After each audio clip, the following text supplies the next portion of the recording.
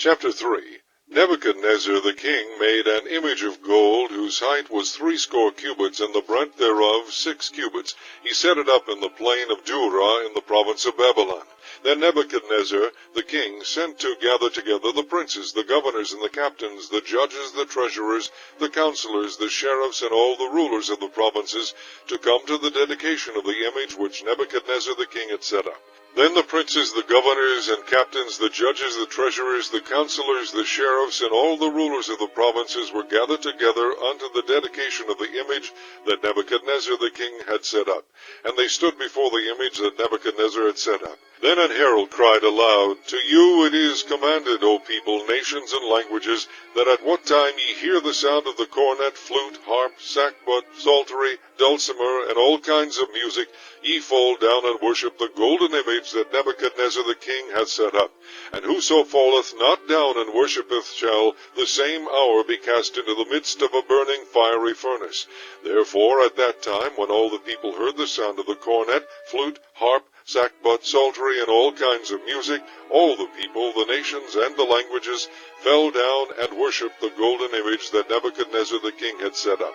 Wherefore at that time certain Chaldeans came near, and accused the Jews. They spake and said to the king Nebuchadnezzar, O king, live forever. Thou, O king, hast made a decree that every man that shall hear the sound of the cornet, flute, harp, sackbut, psaltery, and dulcimer, and all kinds of music, shall fall down and worship the golden image. And whoso falleth not down and worshippeth, that he should be cast into the midst of a burning fiery furnace. There are certain Jews whom thou hast set over the affairs of the province of Babylon, Shadrach, Meshach, and Abednego. These men, O king, have not regarded thee. They serve not thy gods, nor worship the golden image which thou hast set up. Then Nebuchadnezzar, in his rage and fury, commanded to bring Shadrach, Meshach, and Abednego. Then they brought these men before the king. Nebuchadnezzar spake and said unto them, Is it true, O Shadrach, Meshach, and Abednego, do not ye serve my gods, nor worship the golden image which I have set up? Now if ye be ready, that at what time ye hear the sound of the cornet, flute, harp, sackbut, psaltery, and dulcimer, and all kinds of music, ye fall down and worship the image which I have made, well. But if ye worship not, ye shall be cast the same hour into the midst of a burning fiery furnace. And who is that God that shall deliver you out of my hands? Shadrach, Meshach, and Abednego answered and said to the king, O Nebuchadnezzar, we are not careful to answer thee in this matter. If it be so, our God, whom we serve, is able to deliver us from the burning fiery furnace, and he will deliver us out of thine hand, O king. But if not, be it known unto thee, O king, that we will not serve thy gods, nor worship the golden image which thou hast set up. Then was Nebuchadnezzar full of fury, and the form of his visage was changed against Shadrach, Meshach, and Abednego. Therefore he spake and commanded that they should heat the furnace 7 times more than it was wont to be heated. And he commanded the most mighty men that were in his army to bind Shadrach, Meshach, and Abednego, and to cast them into the burning fiery furnace.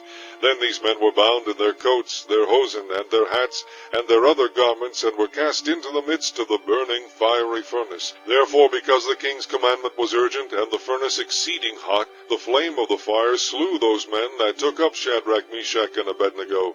And these 3 men, Shadrach, Meshach, and Abednego, fell down bound into the midst of the burning fiery furnace.